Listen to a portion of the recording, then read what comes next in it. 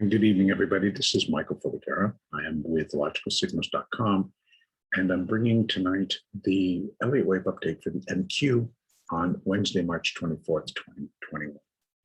Last night, we had left it that we needed to give equal probability to both our preferred count and our alternate count as to which one would be in force and either carry the market higher or break and carry the market lower. And I had mentioned that I thought that it would take a day or two before the market would tell us. And today was that day. And that I think with a little bit more certainty or a higher probability that the market is now moving down in a minor third wave within an ongoing intermediate C wave decline. So within that, I have put into the label minor wave 1, minor wave 2, and the third wave is also subdividing, I believe, into down two levels. So it's really subdividing on a minute level and a sub-minute.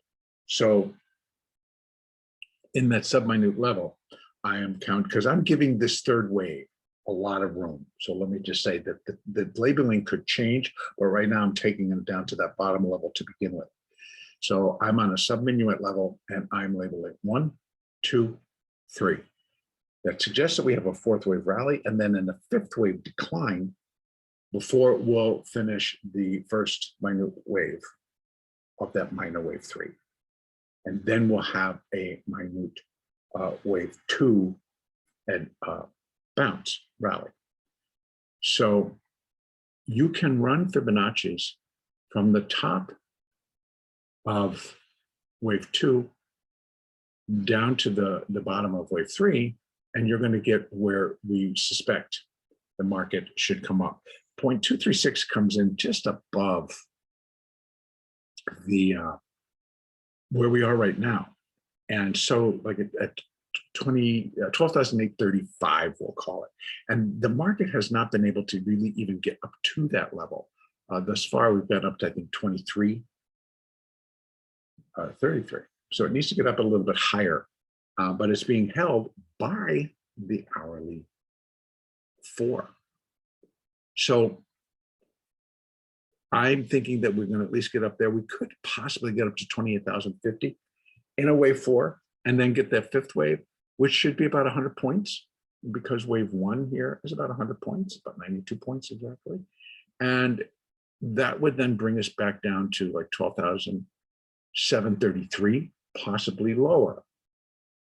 That's just going to complete that initial 5 waves down, and then we're going to be looking for an additional bounce. Now, should it continue to break lower, we can put some numbers around where breaks could happen and what we then would look for. So I'm putting some extensions into place for what we've done thus far, and to realize that I gotta just do it over, so I'm gonna keep talking. We're looking ultimately for where this third wave is gonna come, but we need to kind of take a look at and make sure that we're also, giving enough room for those expectations. So let me get it right this time. 72, is it? Yeah. 7150, good enough. Okay, so right now it's gotten down to like a 70.5% retracement. If that wave C, wave 5 or wave 1 would be equal to, once again, wave 3. First of all, let me just apologize. I got my second shot for COVID today, and I'm telling you, it's kind of really got me off base right now trying to make this update and collect my words. So I apologize. I've already started this whole thing over several times, so I'm just going to battle through this at the moment. So please forgive me. I'm doing the Fibonacci's and where I think that this third wave can ultimately come. And right now, my first stop, I believe, or should be 12,564. That is where wave 3 would be equal to wave 1. But because it's a third wave, I believe that we're going to end up somewhere down around here. And because third is normally the longest and the strongest, and that would suggest that we're not going to stop there. Could it? Yes.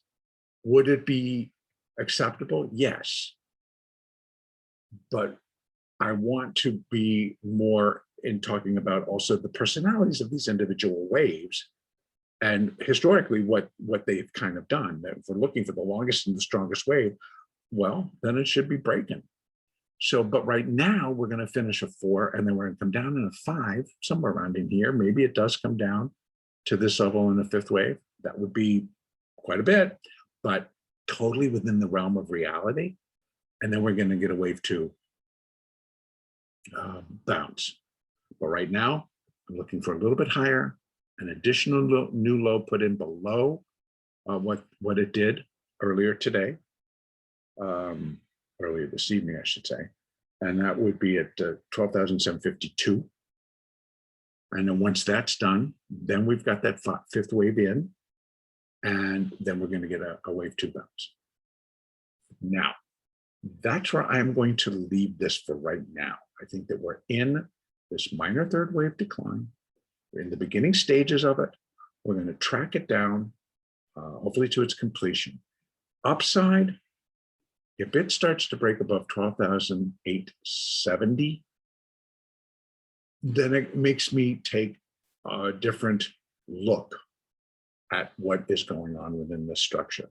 Ultimately, if it broke above 12,940, then something else is going on. And yes, I would be surprised, but we'll have to step back and we'll have to take a look at it. So right now, that remains over in that alternate category and not really expected. But if we trade what is in front of us, then we may be surprised, but we still have to trade in front of us. And if the trend of the move is indicating we're going higher because our moving averages have started to confirm it and other things confirm it, please go with it.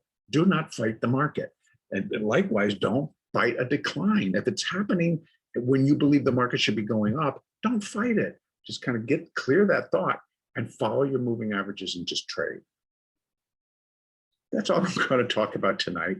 Hopefully I'll be in a full state of mind tomorrow morning and I'll be able to trade. And the next update will be tomorrow evening.